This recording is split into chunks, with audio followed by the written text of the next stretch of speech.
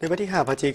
ายน 2025ที่สำนักงานคณะผู้พันต่างประเทศศูนย์กลางภาคท่านบุญเหลือพันดานุวงศ์หัวหน้าคณะผู้พันต่างประเทศศูนย์กลางภาคได้ต้อนรับการเข้าเยี่ยมคำนับของท่านบาร์กกาลาเกอร์เอกอัครราชทูตแห่งสหภาพยุโรปประจำลาว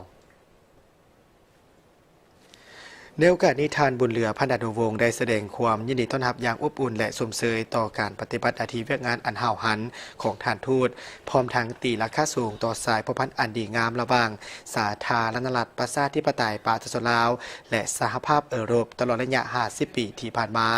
และยังได้แสดงความขอบใจต่อสหภาพยุโรปที่ได้ให้การช่วยเหลือในการพัฒนาเศรษฐกิจสังคมของสาธารณรัฐประชาธิปไตยประชาชนลาวและเชื่อมั่นว่าการปฏิบัติหน้าที่เวียกงานทางการทูตของท่านจะประกอบส่วนเข้าในการสุกยู่การร่วมมือการอย่างใกล้ชิด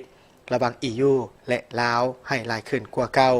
ไปเคียงคู่กับการสืบต่อในการสนับสนุนและการช่วยเหลือในการพัฒนาสาธารณรัฐประชาธิปไตยประชาชนลาวเพื่อเป็นการบรรลุเป้าหมายการพัฒนาแบบนิยมแห่งชาติและยั่งยืนถึงแนวทางนโยบายการต่างประเทศของภาครัฐบาลลาวในการเปิดกว้างการพัวพันกับบรรดา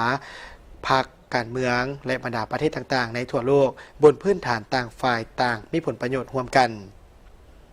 ส่วนท่านทูตมาร์กกาลาเกอร์ก็ได้แสดงความขอบใจอย่างจริงใจต่อท่านหัวหน้าคณะผู้พันต่างประเทศศูนย์กลางภาคที่ได้ให้เกียรติต้อนรับในครั้งนี้